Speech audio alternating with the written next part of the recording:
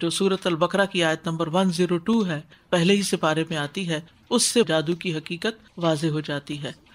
اور انہوں نے اس چیز کی پیروی کی جسے شیاطین سلیمان علیہ السلام کی بادشاہت میں پڑھتے تھے، اور سلیمان علیہ السلام نے کفر نہیں کیا بلکہ شیطانوں نے کفر کیا، وہ لوگوں کو جادو سکھاتے اور اس کی پیروی کرتے جو بابل میں ہاروت اور ماروت 2 فرشتوں پر نازل کیا گیا، حالانکہ وہ دونوں کسی ایک کو نہیں سکھاتے تھے، یہاں تک کہ وہ دونوں کہتے کہ ہم تو صرف آزمائش ہیں، لہٰذا تم کفر نہ کرو۔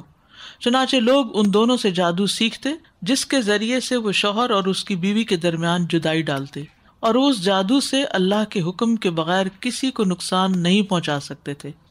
یہ بہت اہم بات ہے کہ اللہ کے حکم کے بغیر کسی کو نقصان نہیں پہنچا سکتے تھے، اور لوگ وہ علم سیکھتے تھے جو انہیں نقصان پہنچاتا اور انہیں نفع نہ دیتا، حالانکہ وہ جانتے تھے کہ جس نے اس جادو کو خریدا آخرت میں اس کے لیے کوئی حصہ نہیں، اور البتہ وہ بہت بری چیز تھی جس کے بدلے میں انہوں نے اپنی جانیں بیچ ڈالی، کاش وہ جان لیتے۔ بیچ ڈالی کا مطلب کیا ہے کہ انہوں نے دنیا کے کچھ فائدے حاصل کرنے کے لیے اپنی آخرت برباد کر لی۔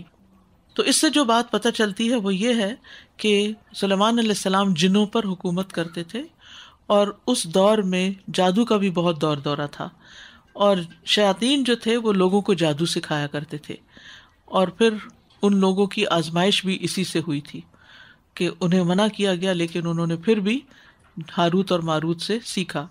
بہرحال اس آیت سے یہ دلیل ملتی ہے ہمیں کہ جادو شیطانی کام اور کفر ہے، اور اسے سیکھنے والا کفر کا مرتکب ہوتا ہے۔ جادو کے ذریعے شوہر اور بیوی کے درمیان جدائی ڈال کر خاندانی زندگی میں بگاڑ پیدا کیا جاتا ہے۔ بذات خود جادو کسی کو نفع یا نقصان پہنچانے کی طاقت نہیں رکھتا جب تک کہ اللہ کی مشیت نہ ہو، اذن نہ ہو۔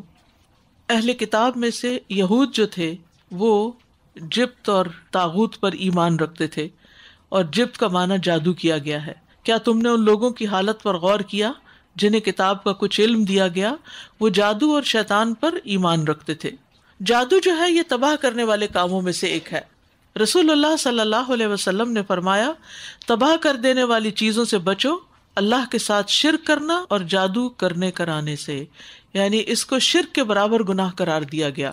جادو کرنا بھی اور جادو کروانا بھی، یعنی خود کرنا یا کسی اور شخص کے پاس جانا کہ وہ جادو کے ذریعے علاج کرے۔ اسی لیے اگر کسی کو ایسی بیماری ہے جس کا علاج ہو ہی نہیں پا رہا، سارے ٹیسٹ اور ہر قسم کی دوائیں کھانے کے باوجود، اور مصدقہ ذرائع سے یہ بات بھی پتہ چل گئی کہ اس شخص کے اوپر جادو ہے، تو وہ اس کا توڑ کرنے کے لیے کسی عامل کے پاس نہ جائے، جادو سے اس کا علاج نہ کرائے، کیونکہ وہ پھر جادو شرک اور کفر ہے، تو وہ ایسا نہ ہو کہ دنیا کی مصیبت سے نکلنے کے لیے ایک بڑی مصیبت میں پھنس جائے۔ صحیح بخاری میں آتا ہے کہ جادو تباہ کرنے والے کاموں میں سے ہے۔ رسول اللہ صلی اللہ علیہ وسلم نے فرمایا، تباہ کر دینے والی چیزوں سے بچو، اللہ کے ساتھ شرک کرنا اور جادو کرنے کرانے سے۔ سلسلہ صحیحہ کی حدیث ہے، رسول اللہ صلی اللہ علیہ وسلم نے فرمایا، جادو کرنے اور کروانے والا ہم میں سے نہیں۔ ایک اور حدیث میں ہے، رسول اللہ صلی اللہ علیہ وسلم نے فرمایا، شراب کا عادی، جادو پر ایمان رکھنے والا اور قطع رحمی کرنے والا جنت میں داخل نہ ہوگا۔ استغفر اللہ۔ یعنی جو شخص شراب کا عادی ہو، جادو پر ایمان رکھتا ہو، یعنی جادو کے کام میں ملوث ہو، رشتوں کو کاٹنے والا ہو، وہ جنت میں داخل نہ ہوگا۔ نجالہ بن عبدہ سے روایت ہے کہ حضرت عمر نے ہمیں لکھا، اقتلوا کل ساحر، کہ ہر جادوگر کو قتل کر دو۔ یعنی حضرت عمر کے دور میں جادوگروں کو قتل کر دیا گیا تھا۔ وہ کہتے ہیں ہم نے ایک دن میں 3 جادوگروں کو قتل کیا۔